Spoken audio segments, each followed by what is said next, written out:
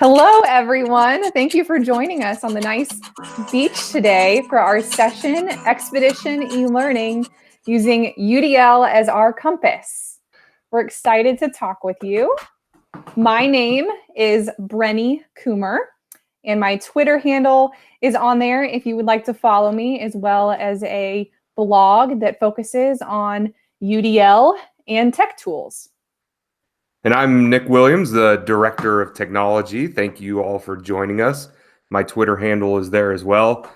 Please reach out to us throughout this presentation and ask questions, or if you want to know more about something, we would be happy to share resources with you.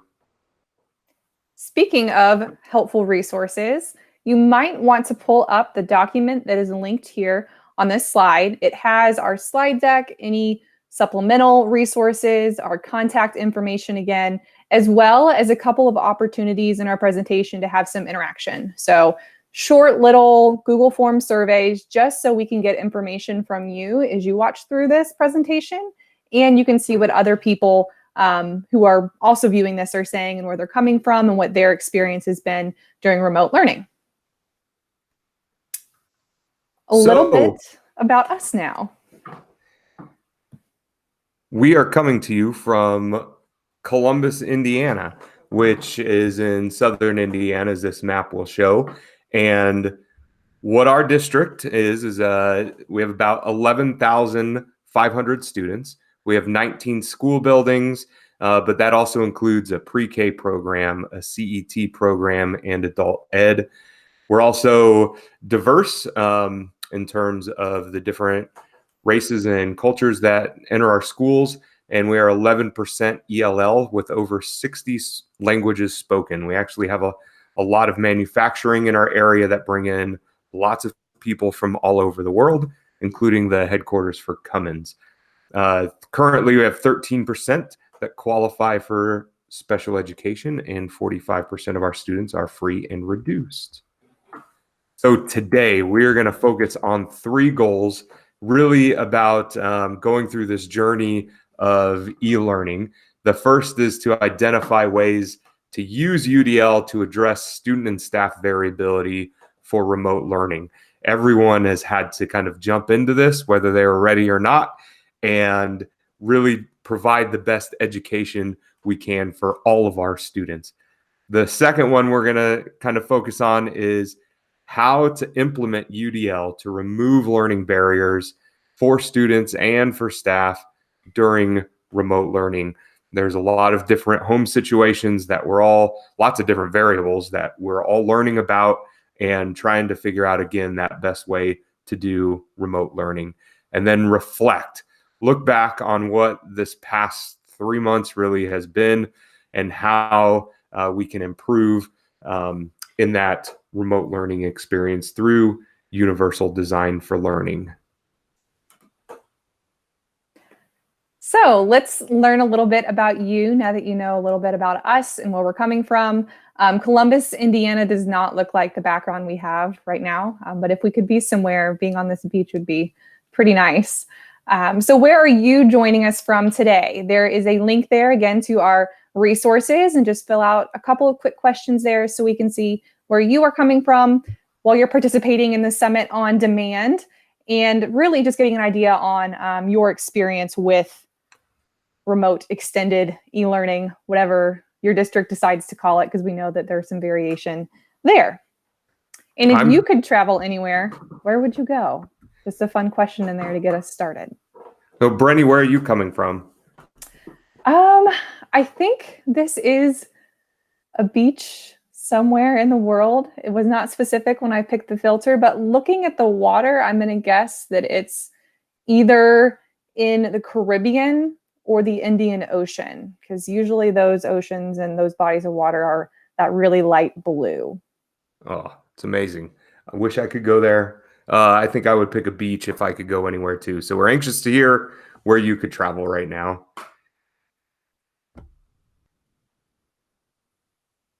All right, so the first piece that we're going to talk about here is we're going on this journey together.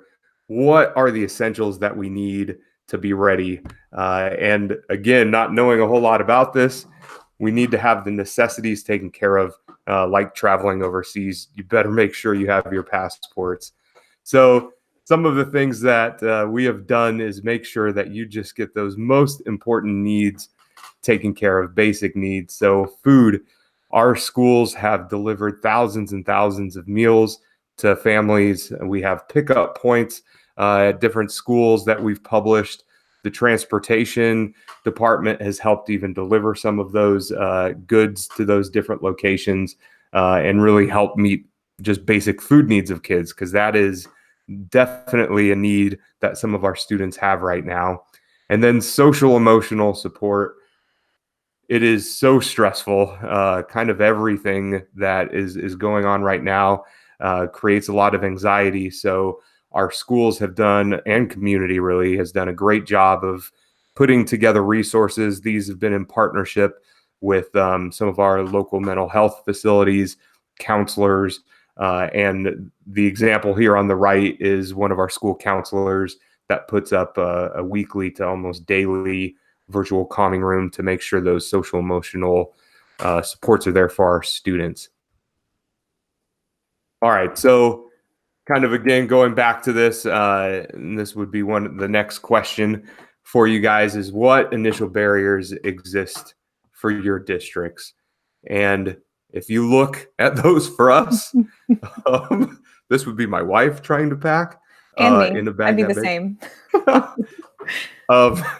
So trying to cram as much as you can to, make your trip and journey successful and not have any regrets of things you didn't provide. So I really feel that's kind of the mentality our district has taken, is do as much as you can. You don't want to regret anything, and you really want to help every student. So for devices, what we've done there is we are a one-to-one district. So all of those went home, and man, it was all of this was happening kind of nationally right around our spring break time. So we made a pretty much last minute decision to send home devices with everyone. It happens regularly in upper grades, but not necessarily for first grade, second grade. But all of those got sent home. They went on spring break not knowing what we'd come back to, and good thing we did, because when we were back, we were not in session and haven't been since.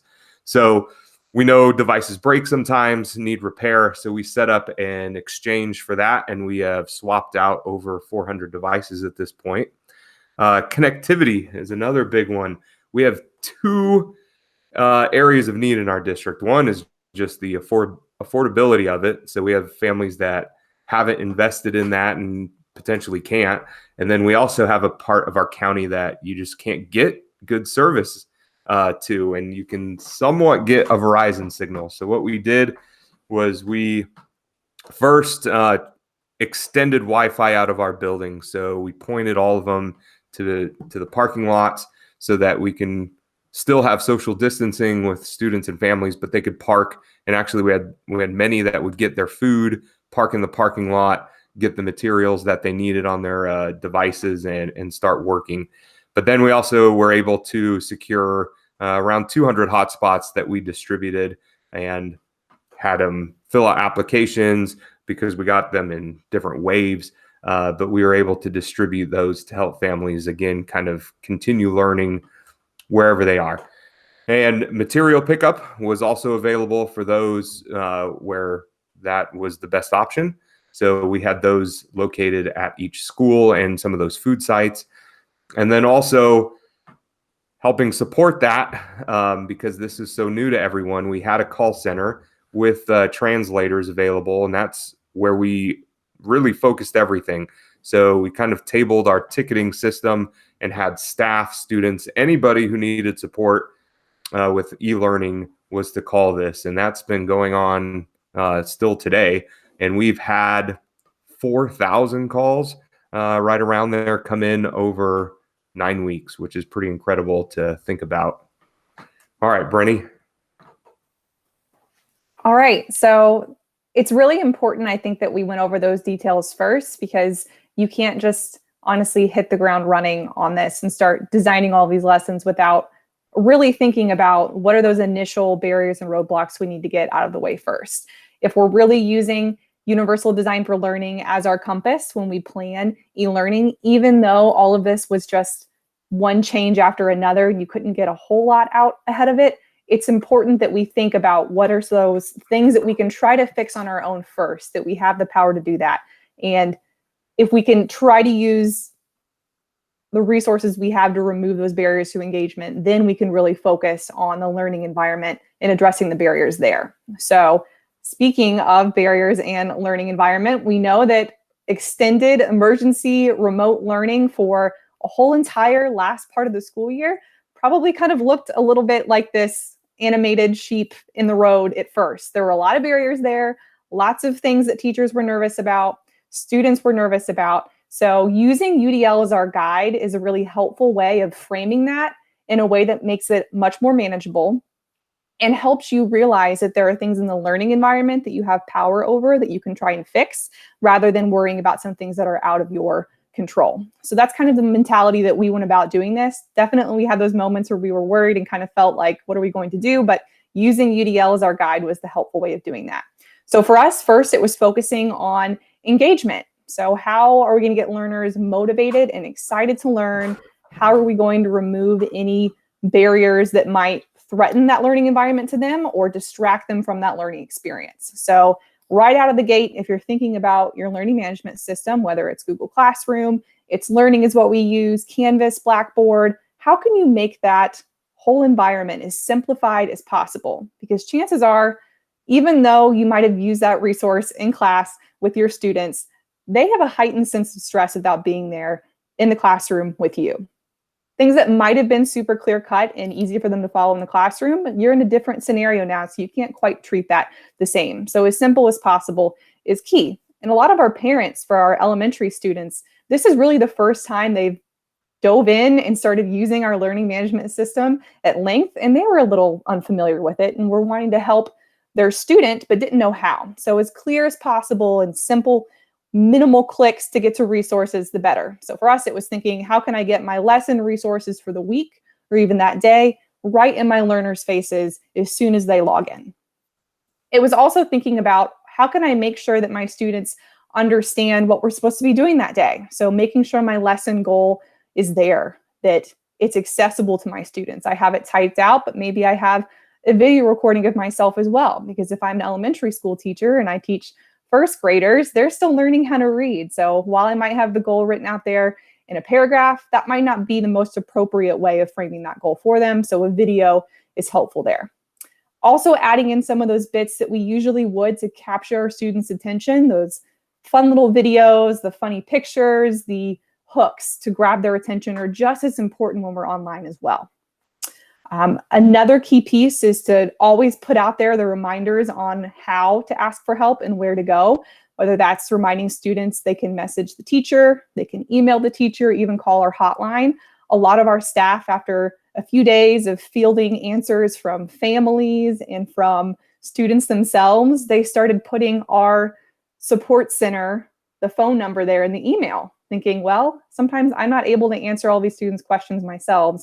Why don't I just send them there right away? And that's when we started to feel like, okay, we're getting a lot of the answers here that our families need, and then the teachers can also focus on their lessons, not so much the tech troubleshooting part.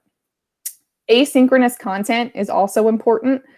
We've seen login reports in our district where we have some students who don't sign on until the early hours of the morning, and some students who work really late into the evening. And that's really dependent on their schedules. Maybe they're a caretaker for a younger sibling, or they're working still, or mom and dad work a different shift. Maybe they work night shift, and that's the only time they have internet access or can get the help they need to do their lessons. So anytime, anywhere learning is key. And lastly, our counselors checking in with our students, contacting families, and just getting an idea on if a student isn't interacting with the teacher, what those reasons might be, so we can kind of use that as a guide to plan for more success moving forward. So here are some examples, some photos from our different learning environment with the goal spelled out there, and resources, videos of teachers explaining the lesson goal and instructions on what to do that day, and some tools there to break down barriers, whether it's a language barrier to translate the page, or it's just a barrier to get kids excited by putting a short poll on there to capture their excitement at the beginning of the lesson.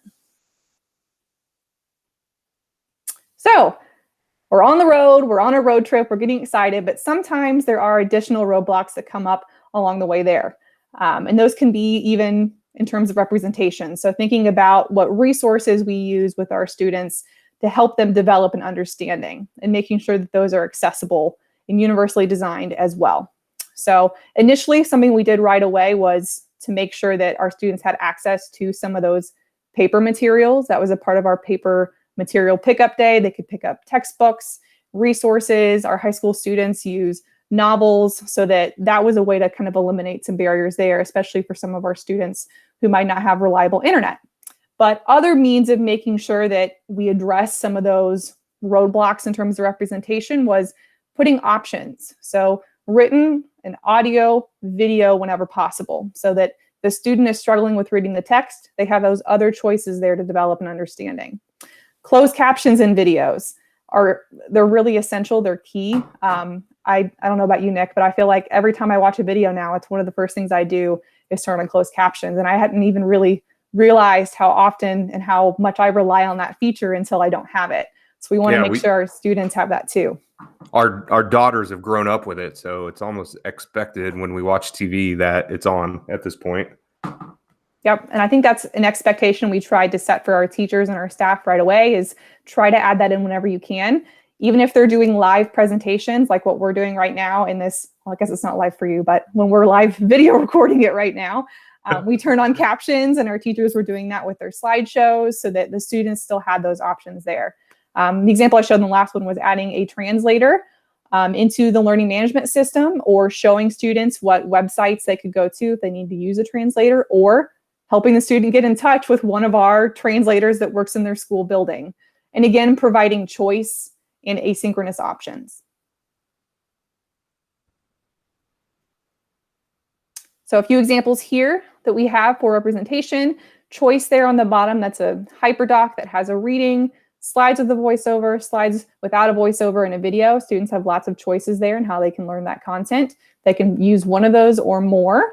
There's a video there where the teacher goes over the previous day's lessons, just main points from that. Again, a really awesome way to help some of the students who couldn't be in that live session when she first explained it still get that information when they are able to. Another example here is from some of our occupational therapists in our special education department. They did a great job of doing offline and online activities. Just because we're using technology in our learning environment, it doesn't have to be the only tool that we use. And these teachers did a great job of doing that. They put pictures on there, activities where students could do things offline, not always in front of the screen.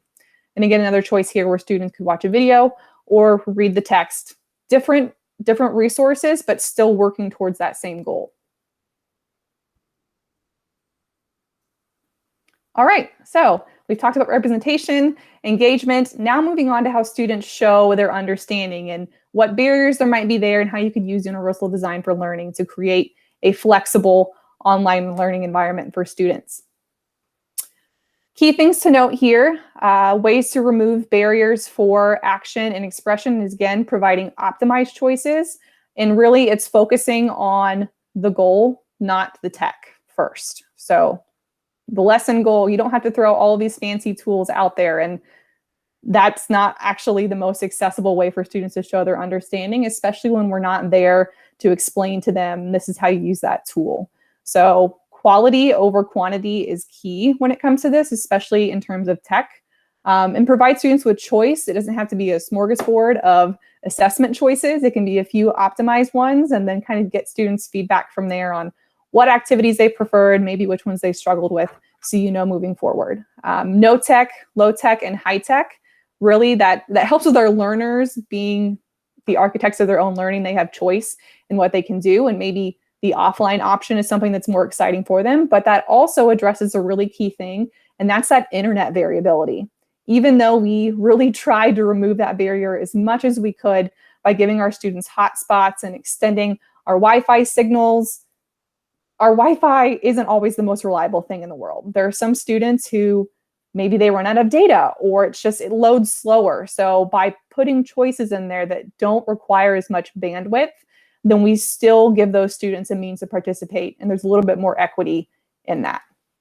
Again, asynchronous options for students. If you're going to have a video conference, that's fantastic. It's great to have that face-to-face elements, but that shouldn't be the only way for students to participate in that lesson. So maybe what they can do later is participate in a discussion board with you, or write up a document. As long as it's still focused on that same goal, then they should have some choice in how they get there.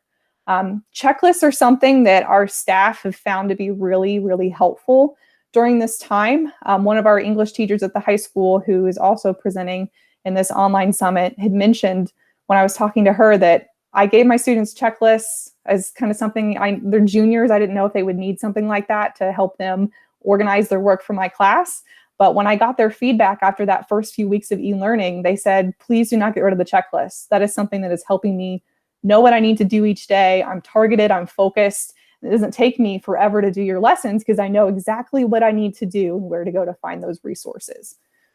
And again, chatting with students, talking with them is another key way to remove any barrier, whether it's engagement, representation, or how they show their understanding, because they're the ones who are sitting in that seat, taking in this content, taking in the lesson. So they're our best critic and our best way of getting feedback. So there are a few examples there. Audio recordings, choice and understanding, and some offline examples there where students could use some things they found around the house to show their understanding. All right, so this was kind of a tag team thing that Nick and I both worked on quite a bit together here. But another key element in our e-learning journey, and I'm sure in everyone's e-learning journey, is yes, addressing the student variability, but there's staff variability that exists there as well. And this is something that has stressed out a lot of people around the world. It's kind of nice that we're on this little beach right now. It seems a little bit more calm and soothing. But ways that we wanted to support our teachers and make sure that they had resources in designing their lessons and their learning environment was to give them optimized choices, but not overwhelm them as well. So we would send out a weekly email, and it had some key things to know that week. And the information we shared was based on the calls and contact we had with families at the call center. So they were aware, know what common trends we were seeing and where students might have been struggling, or if there was any technical issues that we were experiencing, but also giving them a couple of targeted tech tips for the week. One of them would focus on our learning management system, and the other would focus on something not tied to our learning management system, but that we had seen teachers using or wanted to know more about. So not a whole list of resources, just 2 targeted ones for e-learning that week. We had Friday recap Zoom meetings with administrators and instructional coaches and UDL coaches in our district. And that was, again, to go over some trends that we would see in the call center and to give them some advice on how they can support teachers, and just really to get a feel at the building level how teachers were doing, what questions people had, so that, again, those people could go back to their building and provide more support there. And then again, giving our teachers multiple means to reach out for help. We had email, we have phone, video conference if need be, reaching out to their instructional coach in their building. They had different ways there so that they didn't feel like they only had one way to reach out and ask for help that might not have been the most suitable. They had choice just like our students did. And then again, asynchronous PD. Some of our teachers were up in the early hours of the morning or late at night making their lessons. So we give them a professional development online course where they can access and get help whenever they need it.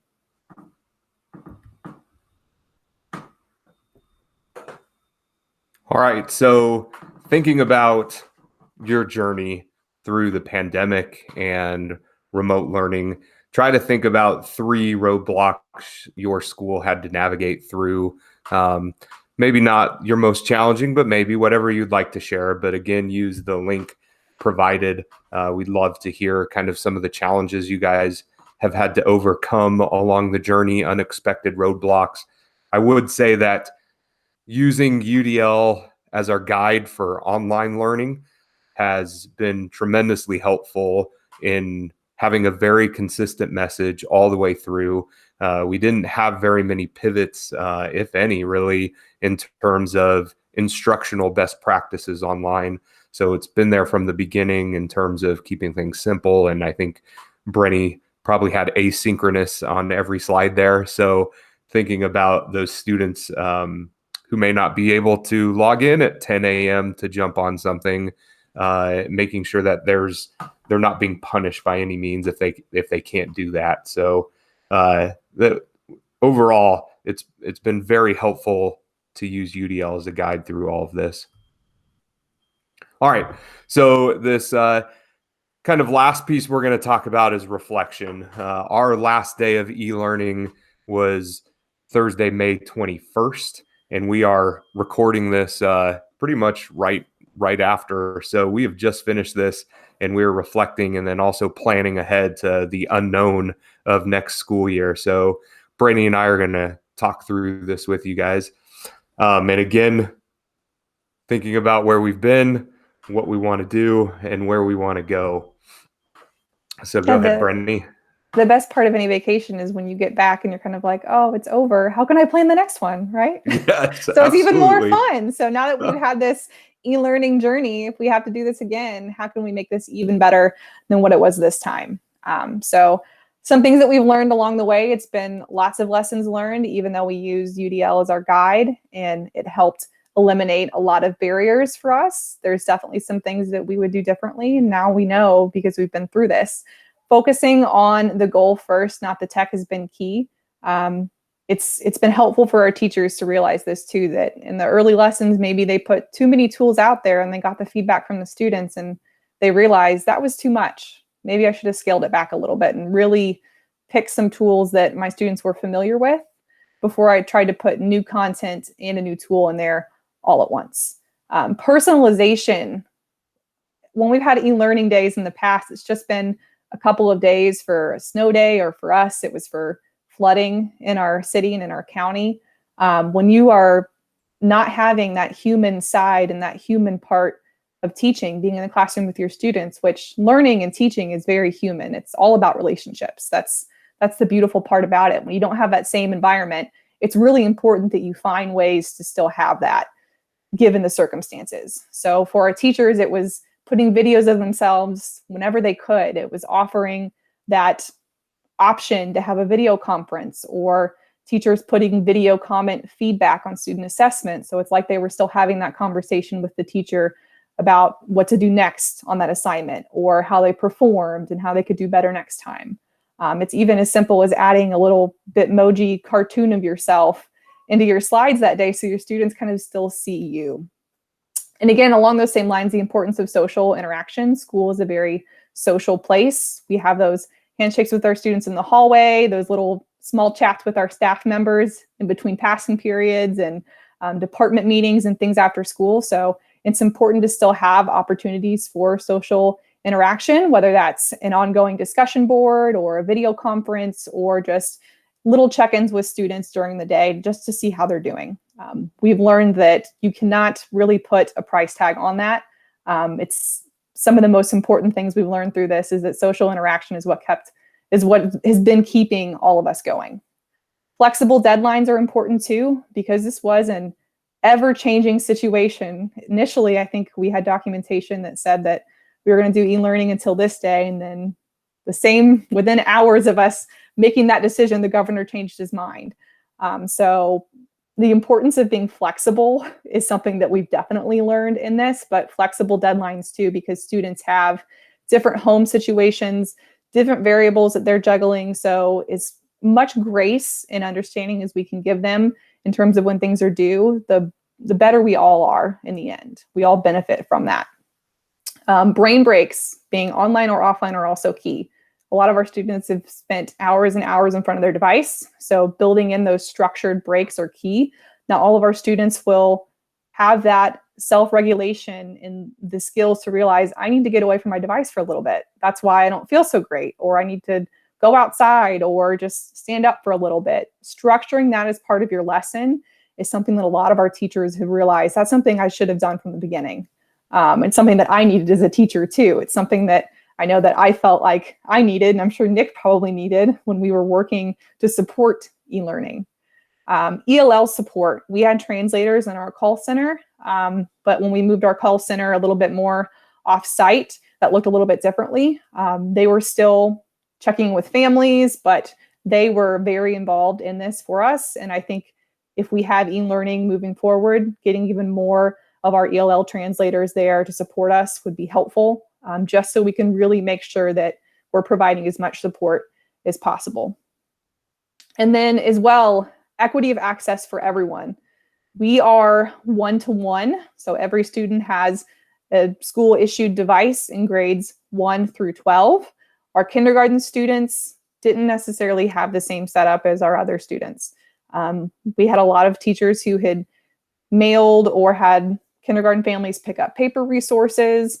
They put some things online, but we couldn't really feel like we could say it was equitable for our kindergarten students if everything was online, because we didn't provide that device for them. So now we've actually started having conversations after this experience and realize we need to do something differently for them, and are in a whole process of looking at our data, talking with our kindergarten teachers and our families and our students, and figuring out what is the best e-learning virtual environment for kindergarten students.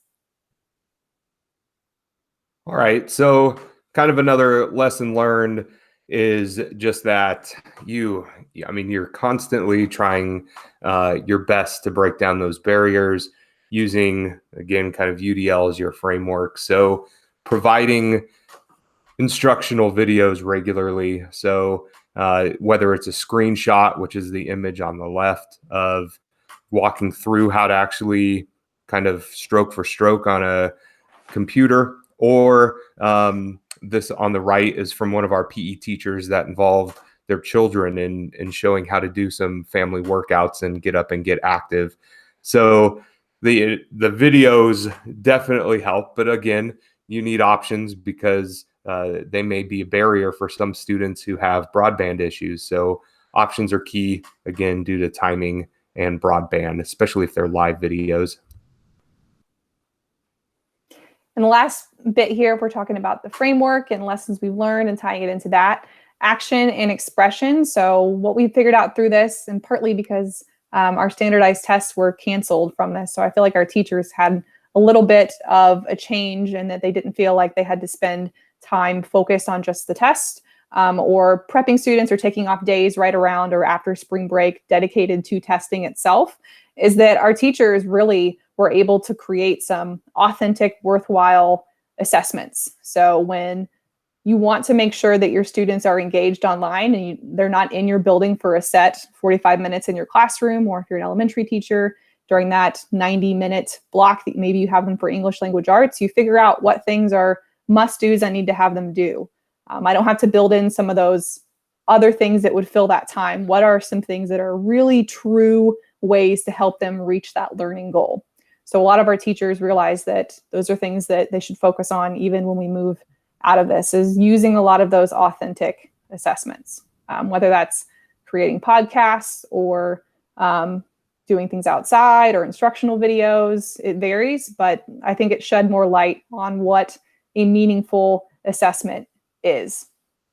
Again, providing our staff with multiple means of support is something that is a technology department. I think that we've learned from this experience too, that our teachers vary in how they like to have help. Some teachers are fine with just email.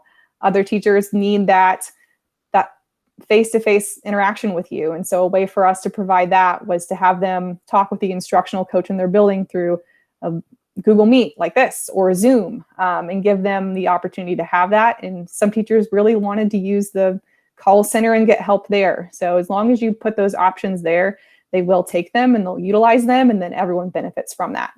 And then quality over quantity. I feel like I've mentioned this before, but it's like I say this all the time when it comes to e-learning, but it's so important that we don't overload our students with hours and hours of work just because we can. We need to focus on what we really want them to do and make it a meaningful use of their time. All right. So after our e-learning journey over the past 3 months, what are you guys thinking about in terms of improvements for really the unknown of next year? I can't reiterate just what Brenny said earlier, the ability for teachers to reach out to kids in this time is extremely important.